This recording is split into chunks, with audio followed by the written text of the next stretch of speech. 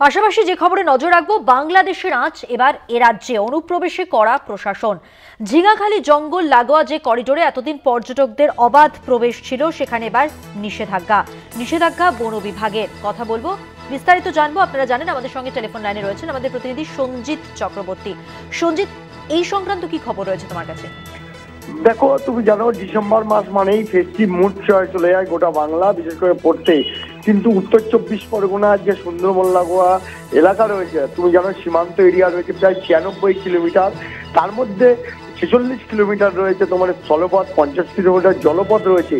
সেই উত্তর যে হিঙ্গলগঞ্জ, হাসনাবাদ, টাকি, সন্দেশখালী একাধিক যেসব নদী এলাকা রয়েছে, যেখানে সুন্দরবন জঙ্গল রয়েছে, যেখানে পর্যটকরা প্রতিদিন আসা যাওয়া করে এবং যায়, এই পর্যটকদের ওপরে কিন্তু ইতিমধ্যে বন বিভাগ কিন্তু নিষেধাজ্ঞা জারি করেছে। তারা যেখানে দাবি করা হয়েছে, একদিকে বাংলাদেশের আঁচ, অর্থাৎ একদিকে অনুপ্রবেশ, অন্যদিকে কোনো বিচ্ছিন্নতাবাদী কোনো কেউ যদি না ঢোকে, তার জন্য ইতিমধ্যে তুমি জানো সীমান্ত এরিয়া কিন্তু কড়া নজরদারি চালাচ্ছে, বিশেষ করে বিএসএফ।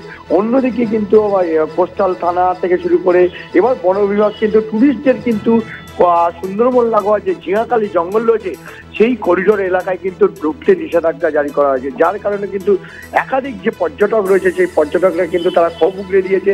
আর এর থেকে যারা এর সঙ্গে যুক্ত, অর্থাৎ বছরে এই টাইম এই সুযোগটা তারা, বিশেষ করে তারা এর সঙ্গে যারা দৈনিক জীবনে রুজি রোজগার রয়েছে, প্রায় শতাধিক টুরিস্ট বোট মালিক যাদের ওপর জীবন জীবিকা নির্বাহ করে, তারা কিন্তু ক্ষোভ উগড়ে দিয়েছে। তারা বলছেন, কেন প্রতি বছর আমরা যেখানে যেতে পারি সহজভাবে, সেখানে কিন্তু এবারে এতটা কড়াকড়ি করা হচ্ছে। ইতিমধ্যে পুরো বিষয়টা তারা জানিয়ে তারা প্রতিবাদ বিক্ষোভে নেমেছেন। হেমনগর কোস্টাল থানাকে পুরো বিষয়টা জানানো হয়েছে। ইতিমধ্যে হেমনগর কোস্টাল থানার পুলিশ, বন বিভাগ এবং বিএসএফ এর পক্ষ থেকে কিন্তু একটা বৈঠক করার চেষ্টা হচ্ছে, যাতে টুরিস্ট অর্থাৎ পর্যটকরা আগের মতো ভাবে স্বাভাবিকভাবে তারা জঙ্গল পরিদর্শন করতে পারেন। কিন্তু ইতিমধ্যে তুমি জানো বাংলাদেশ সাম্প্রতিক পরিস্থিতির কারণেই কিন্তু ইতিমধ্যে সীমান্ত সুরক্ষার নজরদারি আরো বাড়ানো হয়েছে, যাতে কোনো রকম ভাবে কোনো ঘটনা যাতে এই দেশে না পড়ে, অর্থাৎ এই দেশের সীমান্তে না আসে, তার জন্য যেমন এদিকে বাহিনী বাড়ানো হয়েছে, কেন্দ্রীয় বাহিনী, অন্যদিকে কিন্তু জল সীমান্তে কিন্তু নজরদারি বাড়ানো হচ্ছে। যার কারণে যে প্রায় উত্তর 24 পরগনার যে বিশেষ করে সুন্দরবন রয়েছে, প্রায় 30% জঙ্গল এলাকা রয়েছে এদেশে, অর্থাৎ পশ্চিমবাংলার একেবারে শেষ সীমান্তে, সেই জায়গায় কিন্তু নজরদারি যাতে কোনো রকম অসুবিধা না হয়, তার জন্য কিন্তু বন বিভাগ থেকে ইতিমধ্যে এই পর্যটকদের যাওয়া আসা নিয়ে কিন্তু একটা তারা নির্দেশিকা, অর্থাৎ তারা নির্দেশ দিয়েছেন, কোনো রকম ভাবে কিন্তু 0 পয়েন্ট অর্থাৎ করিডোর সীমান্তে ঢুকতে পারবেন না। যার কারণেই কিন্তু এই জায়গা থেকে সঞ্জিত একটা বিষয় জানতে চাইবো, বিকল্প কোনো পথের কথা কি ভাবা হয়েছে বন বিভাগের পক্ষ থেকে?